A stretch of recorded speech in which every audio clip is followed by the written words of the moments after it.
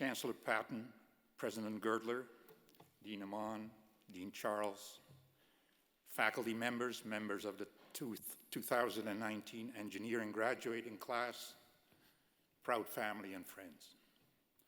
I'm humbled and thankful to receive this honorary doctorate, and it's a privilege to be able to address you today.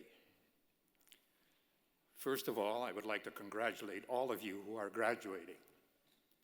And I would also like to send congratulations to all the family members who no doubt have contributed greatly to your success. Oh, how things have changed. In our class in chemical engineering, there were no women, and all but 2 students were white. That's in 1967. I'm gratified to see that the graduating class is so diversified. At Peel Plastics, we have close to 500 people from 44 countries around the world. We are as diversified as the population of the Greater Toronto Area. Diversity makes us strong. It gives us access to a vast talent pool, and because of our different backgrounds and points of view, it increases our capacity for innovation.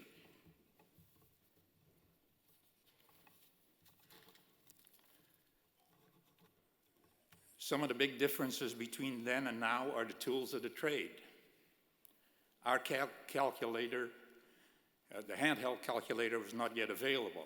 Our calculator was this contraption, the slide rule.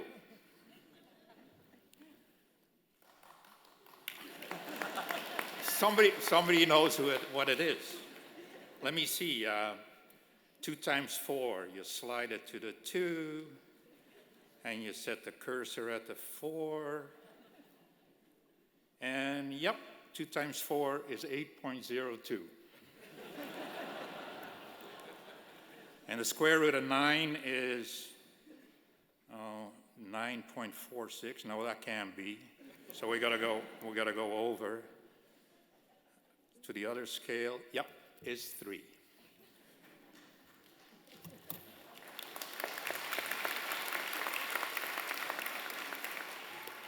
It's almost impossible to get an answer using the slide rule that has more than 3 significant digits, a number I have found to be precise enough for any engineering or business decisions I've had to make.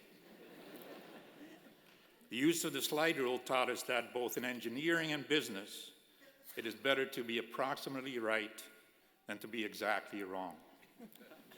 So be approximately right. Our courses and labs were all about science and engineering. We spent little time on communication, professional development, or leadership training. You are now graduate engineers, so you have proven that you are technically competent. But technical mastery by itself does not make you an effective and efficient engineer. To be effective and efficient, you must be able to translate your technical knowledge into positive change. You must be able to quickly identify problems and opportunities, and you must be able to make right decisions based on incomplete information, leading to conclusions, recommendations, and action. Leadership is a core component of an engineer's ability to translate technical skills into practice. In his book, Managing Corporate Life Cycles, Dr. Itzhakadizis identifies 3 main ways you can lead. You can lead through authority, through power, or through influence. Authority is the right to make a decision, to say yes or no to change. Power is the capability to punish or reward. If a person whose cooperation is needed to implement a decision,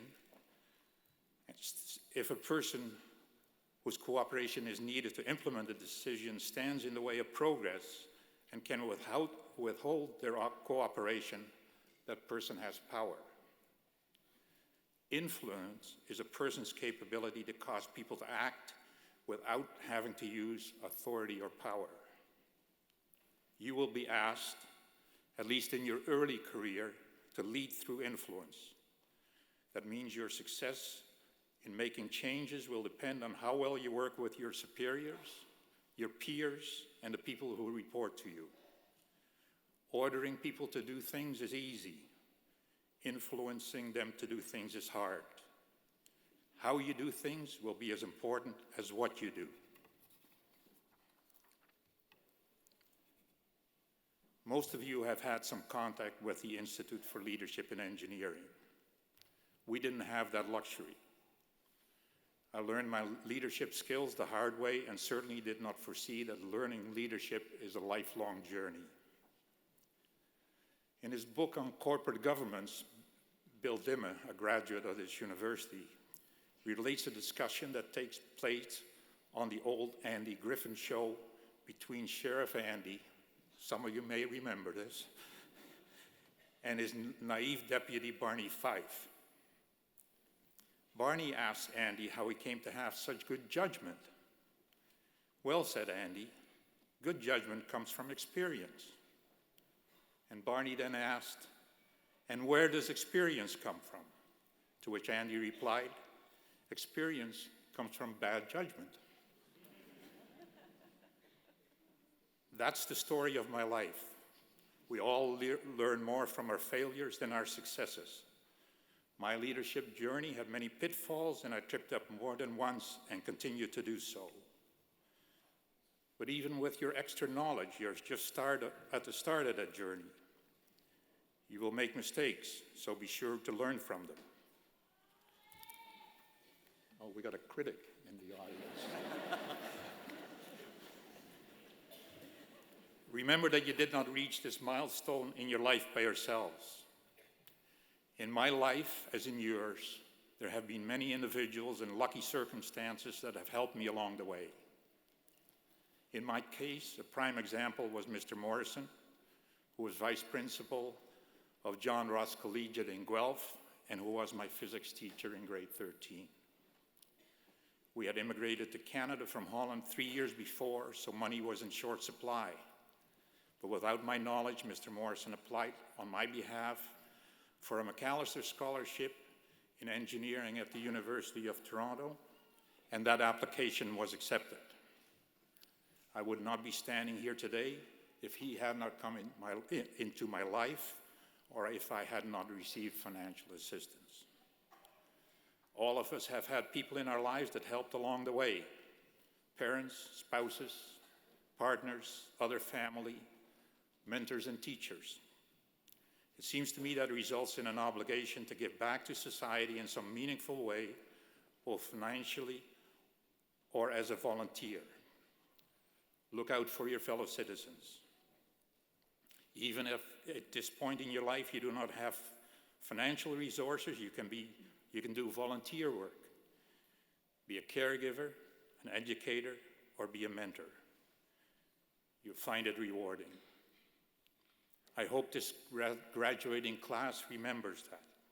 Look out for each other and look out for those less fortunate than you. My family is here and they deserve to share in this honor. My wife Kathleen, son David and his wife Georgia, daughter Amy, and her husband Alistair and son Will are here. Regretfully, Will's wife Portia wasn't able to be here today. I'm proud of them all, and I'm thankful for all the support they have given me over the years.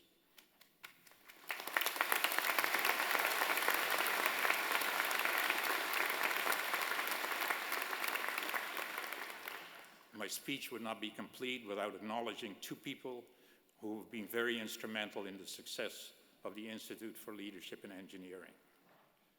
Professor Reeve is the founder of and has been the driving force behind iLead for well over a decade, and Dean Amon has provided ample support and funding for iLead. Thank you.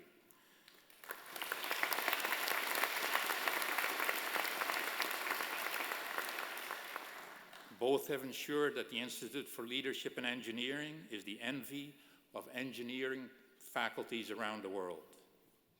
Again, graduating classes, congratulations on your achievements and success in all your endeavors. And remember, success is what you define it to be. I would like to close by again expressing my heartfelt thanks to the University of Toronto and the Faculty of Engineering for this honor. Thank you very much.